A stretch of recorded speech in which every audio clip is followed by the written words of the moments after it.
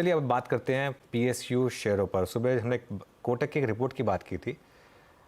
Actually उस report में काफ़ी कुछ इंटरेस्टिंग इन्फॉर्मेशन है, काफ़ी कुछ रिस्क फैक्टर्स हैं और क्या क्या एग्जैक्टली कहा है कोटक ने उस रिपोर्ट में।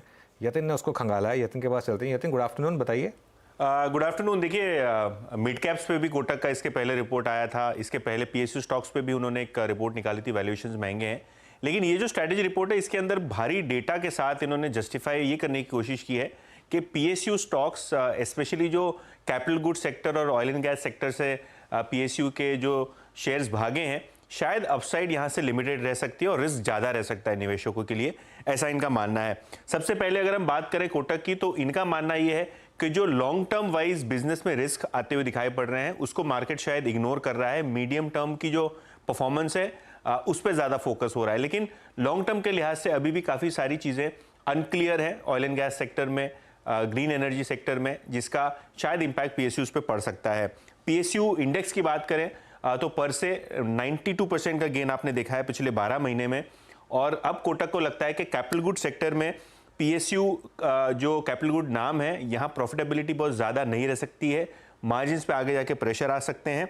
और अगर हम बात करें वैल्यूएशंस की, तो बीईएल यानी Bharat electronics, BHEL, Hindustan aeronautics, आपके स्क्रीन के ऊपर एक टेबल आएगा जहां वैल्यूएशंस अगर आप देखें 2019 में जब मोदी जी का सेकेंड टर्म था टू द करंट वैल्यूएशन, आपको चीजें महंगी दिखेंगी।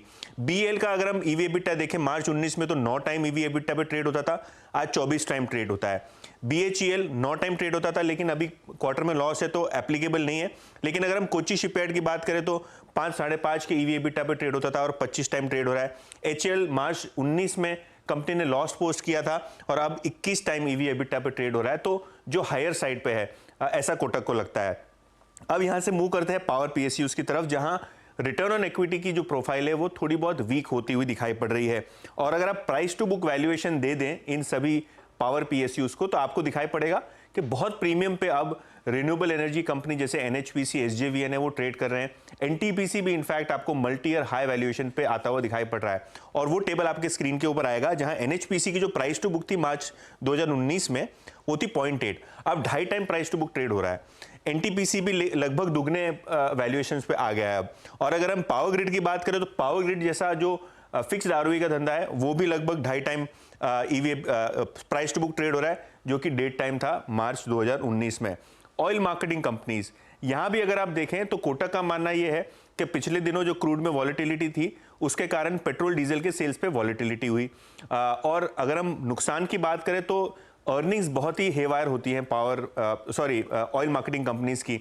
और अगर हम वैल्यूएशन देख लें बीपीसीएल, एचपीसीएल का, तो जो 2019 में इनका वैल्यूएशन था मार्च में, उससे 15 से 20% प्रीमियम पे ऑलरेडी सारे के सारे ऑयल मार्केटिंग कंपनीज ट्रेड हो रहे हैं। और अभी करंट वैल्यूएशन देख लें तो फॉरवर्ड बेसिस पे बीपीसीएल, एचपीसीएल और आईओसी, इन सभी के जो पीज हैं वो एक्सपैंड हो चले हैं। खास करके बीपीसीएल और आईओसी 10 के पी मल्टीपल पे ट्रेड कर रहे हैं, जो कि कोटक के हिसाब से काफ़ी महंगे हैं। और आगे जो ग्रीन एनर्जी का ट्रांजिशन है, इसका भी एक बड़ा रिस्क मार्केट इग्नोर कर रहा है। ओके, तो ये इनफैक्ट कुछ थोड़ी सी वार्निंग कोटक ने दी है, लेकिन ये एक पॉकेट है जहां पर हमने देखा है आप आंख बंद करके कोई भी स्टॉक उठा लेते 6 महीने पहले तो आपको तगड़े रिटर्न दे देता। मेरे को एक एक्चुअली में सवाल पूछना है अनुज से। मोदी जी ने सदन में कहा था कि पीएसयूज को आप जितनी गाली देंगे उतना ज्यादा चलेगा शेयर, तो वो क्या होल्ड करेगा? आजकल हो क्या गया है, वार्निंग किसी को सुननी ही नहीं है। हाँ। आजकल तो ये हो गया कि जब तक वार्निंग आती रहेंगी तब तक चलते रहेंगे। ये स्टॉक एक्चुअली इनका टॉप तब बनेगा जब कोटक एक रिपोर्ट लेके आएगा कि कौन कौन से पीएसयू हमको बाय करना है। तो एक्चुअली उसका इंतजार करना है। जिस दिन वो लेके आएंगे ना कि थ्रोइंग इन द टॉवल, वो उस रिपोर्ट का टाइटल होगा। देखिए, जो भी बात हो रही है, मतलब उसमें हंसी मजाक में हो रही है, उनके आर्ग्यूमेंट से कोई वो नहीं है, मतलब आर्ग्यूमेंट सही बोल रहे हैं। जैसे आप मेंशन कर रहे थे, सारे सही कारण इन्होंने आइडेंटिफाई किए हैं। कारण सही है। असल में इशू क्या है ना, इस मार्केट में अगर आप कारण गिनाने बैठ जाएंगे तो पैसा नहीं बना पाएंगे। फॉर एग्जांपल, जब आईआरएफसी का market cap 1 lakh crore hit हुआ था तो बहुत लोगों ने कहा था कि 12 लोगों की कंपनी है, क्या मतलब प्राइस टू बुक हो गया, इसका क्या करेंगे। वो 1 लाख करोड़ वाली 2 लाख करोड़ हो गई मार्केट कैप। तो ये इस समय मोमेंटम है, यहाँ पर चल रहा है। और मार्केट ने एक बेट ली है इस समय, एक सॉवरेन बेट जो होती है ना, मार्केट ने ये बेट ली है कि पीएम मोदी का खुद का फोकस है इस समय पीएसयूज पर, तो इसके लिए पीएसयूज चलेंगे। और कुछ पीएसयूज में वैल्यूएशन कंफर्ट है, जैसे पीएसयू बैंकों में है वैल्यूएशन कंफर्ट। तो ऐसे कई PSUs हैं जहाँ पर है वैल्यूएशन कंफर्ट, और काफ़ी PSUs में डिस्काउंट सिर्फ इसलिए था क्योंकि वो PSUs थे। Correct. तो इसके लिए तो ये एक फैक्टर है। अब जैसे मैं एक बता रहा हूँ आपको, मैं जब हमारी बजट के बाद मैं कुछ लोगों से मिला था, वहाँ पे बहुत लोगों ने बोला था कि फॉर एग्जांपल कि why should SBI trade at 1/3 the valuation of HDFC bank, जबकि पिछले 3 साल की आप अर्निंग्स देख लीजिए HDFC बैंक की और 3 साल की अर्निंग्स देख लीजिए आप SBI की, तो why should SBI not get that valuation. तो अगेन इस समय फेज है लेकिन PSUs का, और जस्ट बिकॉज ये वार्निंग साइंस है, मुझे लगता है कि स्टॉक्स गिरेंगे। स्टॉक अब गिरेंगे लेकिन जब एकदम कंप्लीट पैराबोला बन जाएगा ना उसके बाद। दौर है और दौर चल रहा है और अच्छी तेजी बनती दिखाई दे रही है। शुक्रिया यतिन, और यतिन कुछ ही देर में जुड़ेंगे ऑफ कोर्स वो डीलिंग रूम का जायजा लेके, लेकिन इन PSU बैंकों पर ही एक बार टिप्पणी ले लें। रुचित, SBI है जो अच्छी तेजी में है, लेकिन कैनरा बैंक जहां पर वो स्टॉक स्प्लिट की तैयारी हो रही है, अगली बोर्ड बैठक में उस पर भी विचार होगा।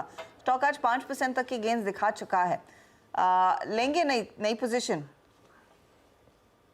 आई थिंक ओवरऑल ट्रेंड तो अभी भी पॉजिटिव है, यहाँ पे कोई रिवर्सल के साइंस नहीं है। यहाँ पे अगर immediate support short term charts पे देखें तो 520 के आसपास है, तो 520 के नीचे स्टॉप लॉस रखे एक लिमिटेड क्वांटिटी में, आई थिंक क्योंकि चल चुके हैं तो क्वांटिटी ज्यादा एग्रेसिव नहीं रखनी चाहिए, बट एक लिमिटेड क्वांटिटी में यहाँ पे भी बाय कर सकते हैं, क्योंकि जो पोजिशनल मंथली चार्ट पे टारगेट प्रोजेक्शन स्टॉक का आ रहा है वो 580 से 590 के रेंज में, तो रिस्क रिवॉर्ड रेशियो अभी भी फेवरेबल है, but just because move already आ चुका है तो रिस्क मैनेजमेंट डेफिनेटली अब यहाँ पे करना होगा। Risk management